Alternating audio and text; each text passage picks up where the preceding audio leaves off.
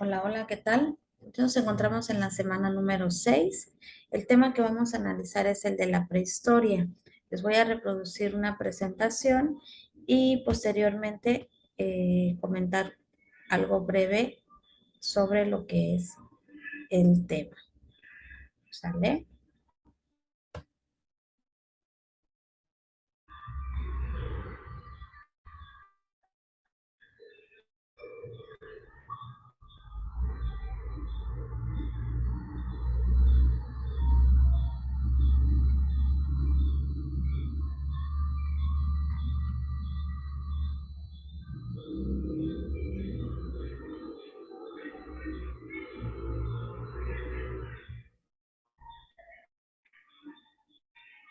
La prehistoria es el periodo de tiempo transcurrido desde la aparición de los primeros homínidos, antecesores del Homo sapiens, hasta que tenemos constancia de la existencia de documentos escritos, algo que ocurrió en primer lugar en el Oriente Próximo hacia el 3500 a.C.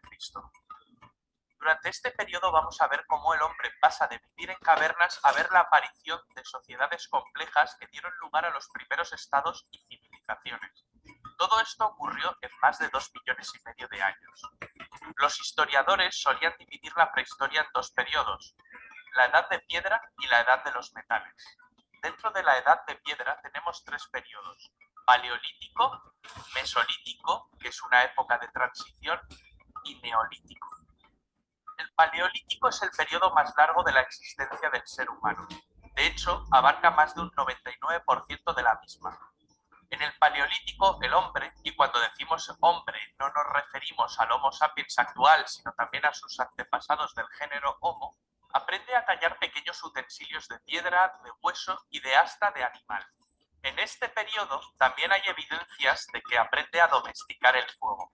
Domesticar el fuego es probablemente la mayor palanca de progreso de la historia de la humanidad, junto con la aparición de la escritura. El hombre vivía al aire libre o en cavernas, se alimentaba de vegetales, frutos y también cazaba animales. Estamos ante una sociedad cazadora-recolectora.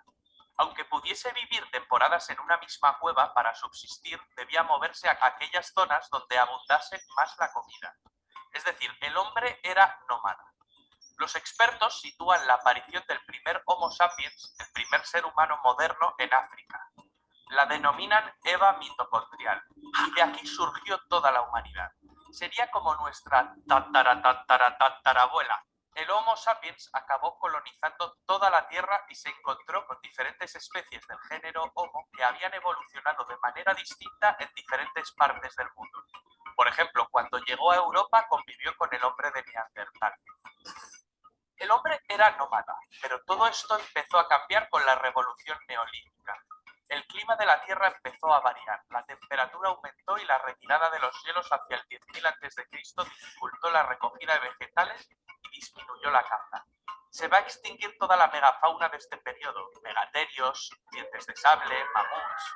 Estamos ante el fin de la última glaciación.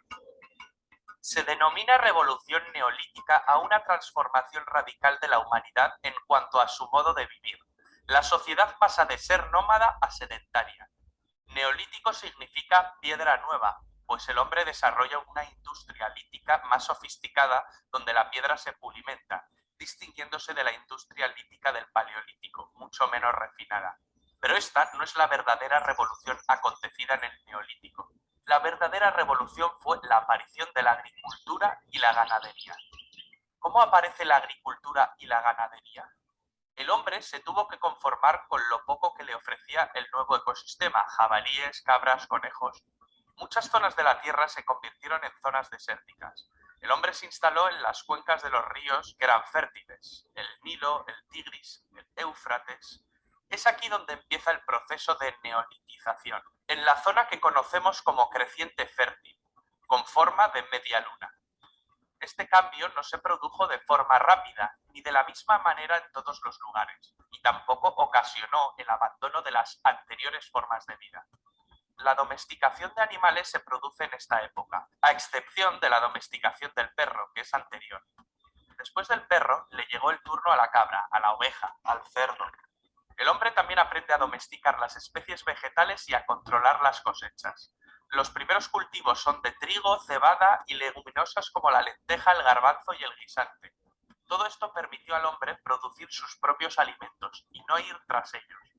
Ya no tiene que cambiar su lugar de residencia. Solo en aquellas zonas de mejores condiciones climáticas y de fertilidad, la sedentarización fue un hecho. Los primeros agricultores desarrollan el sentido de la propiedad, trabajan y se agrupan en poblados. Podemos citar como los poblados neolíticos más importantes a Jericó, Palestina, Tel Mureibet, Siria, y Cataluyuk, península de Anatolia. Estos poblados empiezan a tener excedentes de alimento que pueden almacenar siempre y cuando las cosechas fueran buenas, pues el nuevo sistema productivo podía irse al traste si no llovía o los vecinos de los poblados de al lado les robaban el alimento. Con el excedente surge el comercio y también la necesidad de protección. La sociedad se jerarquiza. En este contexto aparecen los estados y los ejércitos. Ok, bueno, pues ese es el paso, como dicen, la evolución de lo que es la especie humana. Nos habla desde lo que fue el hombre primitivo hasta la sedentarización y la evolución de la especie. Nos habla de un comercio, nos habla del almacenaje, de la cacería, la recolección, para terminar en la agricultura. Entonces es una evolución completa en donde solamente hay un objetivo. El ser humano buscaba una forma de vida más fácil y más cómoda. ¿Sale? De este tema van a analizar nuevamente el video las veces que sea necesaria y en base a los datos que va presentando, realizar un mapa mental o un mapa conceptual. ¿Sale? Esa sería la actividad para la siguiente semana. Hasta luego. Que estén muy bien. Bye bye.